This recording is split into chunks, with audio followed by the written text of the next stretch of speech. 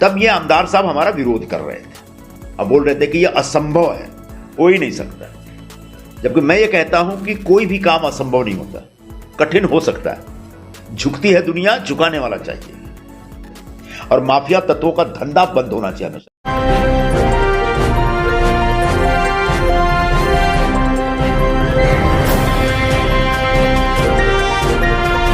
आप देख रहे हैं जस्टिस 24 न्यूज। डिंडोशी में वन विभाग की जमीन पर बिजली पानी का सियासी संग्राम फिर हुआ तेज। संजय निरुपम ने आमदार सुनील प्रभु पर लगाया क्रेडिट चोरी करने का आरोप। मुंबई डिंडोशी विधानसभा का वन विभाग क्षेत्र, जहां पिछले 25 वर्षों से झोपड़पट्टी में रहने वाले लोग मूलभूत सुविधाओं के लिए तरस रहे हैं। न पानी की सुविधा, न शौचालय और न ही बिजली का कोई स्थायी कनेक्शन। इन हालातों में लोगों को मजबूरन माफियाओं से कई गुना दामों पर बिजली और पानी खरीदना पड़ रहा था। लेकिन इस मुद्दे ने पिछले कुछ महीनों से सियासी जंग का रूप ले लिया है। चुनाव के दौरान शिवसेना प्रवक्ता और पूर्व सांसद संजय निरुपम ने जनता से वादा किया था कि वे विधानसभा चुनाव में जीते या हारे, वह उनके घरों तक बिजली पहुंचाने की जरूर कोशिश करेंगे। भले ही वो चुनाव हार गए, लेकिन अपने वादे के मुताबिक उन्होंने अदानी कंपनी के अधिकारियों से बैठक की और करीब 7,000 झोपड़पट्टी वासियों का फॉर्म भरवाया। अदानी ने आवेदन अपडेट कर लोगों को नंबर तक दे दिया। इसी बीच डिंडोशी के आमदार सुनील प्रभु और संजय निरुपम के बीच जुबानी जंग भी तेज हो गई। दोनों नेताओं के बीच आरोप प्रत्यारोप का दौर चलता रहा, जिसे हमने अपनी खबरों के माध्यम से दिखाया भी। संजय निरुपम लगातार यह दावा करते रहे कि वह सुप्रीम कोर्ट की गाइडलाइंस के आधार पर बिजली की व्यवस्था कराने में जुटे हैं। तो वहीं दूसरी ओर आमदार सुनील प्रभु ने 12 मार्च को विधानसभा में वन मंत्री गणेश नाइक से मुलाकात की। उन्होंने मांग रखी कि 1995 से 2011 तक वन विभाग क्षेत्र में रहने वाले लोगों को महाडा द्वारा घर दिए जाएं या फिर उन्हें मूलभूत सुविधाएं प्रदान की जाएं। इस पर वन मंत्री ने जवाब दिया कि वन विभाग के अधिकारी जांच करेंगे और उसके बाद ही कोई फैसला लिया जाएगा। इस मुद्दे पर जब हमारे संवाददाता ने संजय निरुपम से प्रतिक्रिया ली, तो उन्होंने आमदार सुनील प्रभु पर निशाना साधते हुए कहा कि जो काम वह पिछले 10 सालों से विधायक होने के बावजूद नहीं कर पाए, वह अब जब काम पूरा होने को आया है तो इसका श्रेय लेने की कोशिश कर रहे हैं। निरुपम ने कहा कि जब उन्होंने बिजली मीटर लगवाने का काम शुरू किया तो जनता को उनके खिलाफ भड़काने का प्रयास किया गया, उन पर तरह तरह के आरोप लगाए गए। लेकिन अब जब सब कुछ होने को आया है तो वन मंत्री को पत्र देकर क्रेडिट लेने की कोशिश किया जा रहा है। हालांकि इस राजनीतिक रस्साकसी के बीच राहत की बात तो यह है कि डिंडोशी के वन विभाग क्षेत्र में रहने वाले लोगों को जल्द ही मूलभूत सुविधाओं से जुड़ी अच्छी खबर मिल सकती है। अब यह देखना दिलचस्प होगा कि इस पूरे मामले में आगे क्या नया मोड़ आता है और लोगों को उनकी जरूरत की सुविधाएं कब तक मिलती हैं। अब आइए देखते हैं जस्टिस 24 न्यूज पर इस मामले में पूर्व सांसद और शिवसेना प्रवक्ता संजय निरुपम ने क्या कुछ कहा इस रिपोर्ट में। नमस्कार दर्शकों, जैसा कि मैं बताना चाहता हूं कि नेशनल पार्क वन विभाग की जमीन पर बने जो झोपड़े हैं, आज कई वर्षों से लोगों को शिफ्टिंग नहीं हुआ था। लोग परेशान थे, उन्हें मूलभूत सुविधा से वंचित थे। मगर जिस समय चुनाव के दौरान पूर्व संसद और डिंडोशी विधानसभा में आमदार के चुनावी लड़ रहे थे, उस समय संजय निरुपम ने एक वादा किया था कि मैं चुनाव हारूं या जीतूं, मगर यहाँ पे जो लोग रहते हैं उनको मूलभूत सुविधाओं के लिए मैं लड़ाई लड़ूंगा। उन्होंने अपना वादा निभाते हुए उन्होंने ये लड़ाई शुरू किया और उसके बाद हद तक लगभग 7 से 8 हजार लोगों का फार्म बिजली के लिए मीटर दिलाने के लिए भराया। अब वहीं पे आमदार सुनील प्रभु ने वन मंत्री को लेटर दे करके गणेश नाइक जी को उन्होंने भी मांग किया है कि अब उन्हें भी मीटर देना चाहिए, मूलभूत सुविधा देना चाहिए। आइए हम जानने की कोशिश करते हैं संजय निरुपम साहब से कि इस पर क्या कुछ कहेंगे। 12 तारीख को, जैसा कि मैं बताना चाहता हूं, 12 मार्च को सुनील प्रभु साहब ने वन मंत्री को विधानसभा में एक लेटर दिया और बोले कि उनको मूल सुविधा देना चाहिए। आइए हम जानने की कोशिश करते हैं कि संजय निरुपम साहब क्या कुछ कहना, क्या साहब नमस्कार, क्या कुछ कहना चाहते हैं। जिस तरह से अभी सुनील प्रभु साहब एक समय वादा, मतलब हमने सवाल किया था हमारे ही चैनल पे, बोलते ये असंभव बात है, ये नहीं हो सकता है, मगर इस समय जब उन्होंने अभी लेटर देकर के मांग किया तो किस नजरिया से आप देखते हैं सर? देखिए, जो काम जीते हुए आमदार को करना चाहिए था वो हारा हुआ उम्मीदवार कर रहा था।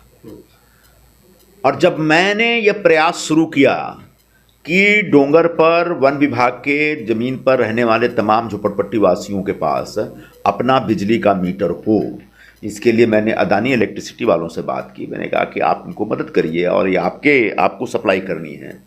तो उन्होंने कहा कि भाई इनसे बोलिए या हमको निवेदन दे, हमको अपना फॉर्म भर के दे। हमने फॉर्म भरवाने का काम शुरू किया। जब हम लोग फॉर्म भरवा रहे थे और घर घर से लोग निकल करके अपने घर में मीटर लगेगा इस खुशी में लोग फॉर्म भर रहे थे, वो भी फ्री में, बगैर एक पैसा खर्चा किए, तब ये आमदार साहब हमारा विरोध कर रहे थे। अब बोल रहे थे कि ये असंभव है, हो ही नहीं सकता। जबकि मैं ये कहता हूं कि कोई भी काम असंभव नहीं होता, कठिन हो सकता है। झुकती है दुनिया, झुकाने वाला चाहिए।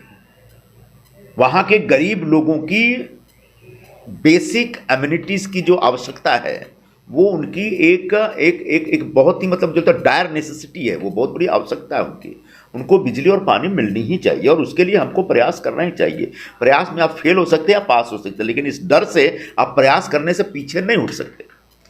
तो अब जब हमने 7-8 हज़ार लोगों के फॉर्म भरवा दिए और अदानी इलेक्ट्रिसिटी पे मैं पूरा प्रेशर डाले हुए हूँ कि आपने फॉर्म भर लिया है, अब उनको जितना जल्दी वो मीटर देने की प्रक्रिया शुरू करने के लिए जो भी आपको अनुमति चाहिए, जो परमिशन चाहिए कोर्ट की या सरकार की, उस काम में आप लगिए, क्योंकि वो काम मैं नहीं कर सकता, आपको करना पड़ेगा। और वो काम उन्होंने शुरू कर दिया है। तब हमारे उस विभाग के आमदार साहब जाके वन मंत्री गणेश नाइक जी से मिलते हैं और कहते हैं कि एक एक झोपड़े में मीटर लगना चाहिए, आप अनुमति दीजिए। बहुत अच्छी बात है, मैं उनका विरोध नहीं करूँगा, मैं उनका स्वागत करूँगा। ये उनकी जिम्मेदारी है और ये हम सब की जिम्मेदारी है कि वहाँ के गरीब लोगों को पानी, बिजली, रास्ता, गटर, ये सारी बेसिक सुविधाएं देनी ही पड़ेगी आपको। क्यों? क्योंकि वहाँ पर जो झोपड़े हैं 2011 से पहले के जो झोपड़े हैं उसको सरकार भी मान्यता देती है, वो अवैध नहीं है। 2000 से पहले के झोपड़ों को तो वैध माना गया है। जिन लोगों ने 7,000 रुपये का फाइन भरने के बाद एक रसीद ले रखा है, उसको तो महाराष्ट्र सरकार ने बोला आपको घर देंगे, और जब तक घर नहीं देते तब तक उनको सुविधा देनी पड़ेगी। और 2000 से लेकर 2011 के बाद के जो झोपड़े हैं उनको महाराष्ट्र सरकार ने कहा है कि हम आपको प्रोटेक्शन दे रहे हैं, हम आपको तोड़ेंगे नहीं। इसका मतलब 2011 तक के जो लोग हैं वहाँ पे वो अवैध नहीं है, उनके घर अवैध नहीं है। और जब घर अवैध नहीं है, इलीगल स्ट्रक्चर नहीं है, तो चाहे किसी की भी जमीन हो, किसी के परमिशन की जरूरत नहीं है, वहां पर आपको सुविधा देनी पड़ेगी। यह सुप्रीम कोर्ट का भी आदेश है और हाई कोर्ट का भी एक आदेश मेरे पास है। और इस दृष्टिकोण से मैंने ये पूरा अभियान शुरू किया। लेकिन चूंकि आमदार साहब के साथ जुड़े हुए बड़े पैमाने पर जो लोग हैं वो वहाँ पर बिजली और पानी अवैध तरीके से सप्लाई करने का एक पूरा माफिया नेटवर्क चलाते हैं। वो वहाँ के गरीब लोगों का शोषण करते हैं। लगभग 10 से 1,000 घर है वहाँ पे जिनको वो अदानी इलेक्ट्रिसिटी से बिजली लेके 5 रुपये 6 रुपये यूनिट पे इनको ये 20-20 25-25 रुपये यूनिट पे देते हैं। मतलब उनका धंधा चल रहा है। पानी का भी ऐसा ही हो, पानी का कनेक्शन उनका अपने पास है और आगे जो लोगों को पानी देते हैं अवैध तरीके से, उस पानी के, वो पानी बहुत महंगा होता है और उस पर वो कमाई करते हैं। तो जो बिजली सप्लाई करने वाली कंपनी है उसको वो बिजली जो सप्लाई की जा रही है उसका पैसा नहीं मिल रहा है। जो पानी सप्लाई करने वाली हमारी बीएमसी है उसको पानी सप्लाई का पैसा नहीं मिल रहा। बीच में ये जो 30-35 लोग हैं वो लोग लूट मचाए हुए हैं। ऐसे लुटेरे माफिया टाइप के जो एलिमेंट्स हैं उनको संरक्षण देते हैं आमदार साहब, और इसलिए वो मेरा विरोध कर रहे थे। अब उनको समझ में आ गया है कि बिजली देने की प्रक्रिया शुरू हो गई है और आज नहीं तो कल इन सबके घरों में मीटर लग जाएगा। इसलिए वो हमारे वन मंत्री महोदय के पास गए हैं। कोई गलत काम नहीं कर रहे हैं। उनको तो हम लोगों के साथ कंधा से कंधा मिला करके आपसी राजनीतिक मतभेद को भूल करके दिन रात काम करना चाहिए, तब तक जब तक डोंगर के रहवासियों को पानी, बिजली, रास्ता, गटर मिल नहीं जाता। तो मैं इस पूरे अभियान का स्वागत करता हूं और एक बार फिर से डोंगर पर रहने वाले तमाम रहवासियों को मैं ये आश्वासन देना चाहता हूं कि आपने जो फॉर्म भरा है वो व्यर्थ नहीं जाने वाला है। उसके ऊपर अदानी वाले लोग बाकायदे पिटीशन बना करके कोर्ट में जा रहे हैं, मेरे ख्याल से चले भी गए हैं, और कोर्ट का परमिशन ला करके, शर्तिया तौर पे कोर्ट का परमिशन ले करके आप सबको मीटर लगा के देंगे। तब तक आपको भड़काने वाले और बहकाने वाले लोग बहुत लोग आएंगे, उनकी बातों में मत आइए। ये वही लोग हैं जो लोग बिजली के नाम पे आपसे अब तक 6 करोड़ रुपए वसूल चुके हैं। मैंने तो आपसे एक भी पैसा नहीं मांगा। मैंने तो बल्कि ये कहा कि बगैर एक पैसा अपने जेब से खर्चा किया फॉर्म भरिए। आपका तो कुछ नहीं गया। आप सबके पास अदानी इलेक्ट्रिसिटी की तरफ से मोबाइल पे मैसेज भी आ गया है कि आपका फॉर्म आ गया, आपका मीटर एप्लीकेशन का रेफरेंस नंबर ये है, उसको बचा के रखिए। उसी रेफरेंस नंबर के आधार पर आपके पास बिजली का मीटर लगेगा।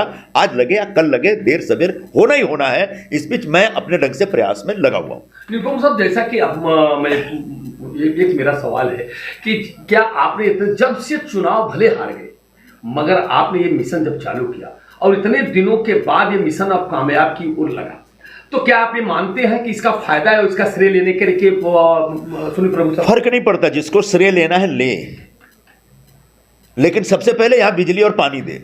उनका जो शोषण चल रहा है माफिया तत्वों के द्वारा, वो शोषण बंद होना चाहिए और माफिया तत्वों का धंधा बंद होना चाहिए हमेशा के लिए। मेरा संकल्प यह है कि वहां पानी और बिजली के नाम पे जो धंधा चलाने वाले लोग हैं, उनका धंधा हमेशा हमेशा के लिए बंद होना चाहिए। और ये तब बंद होगा जब सभी लोगों के घर पे पानी और बिजली का कनेक्शन मिलेगा।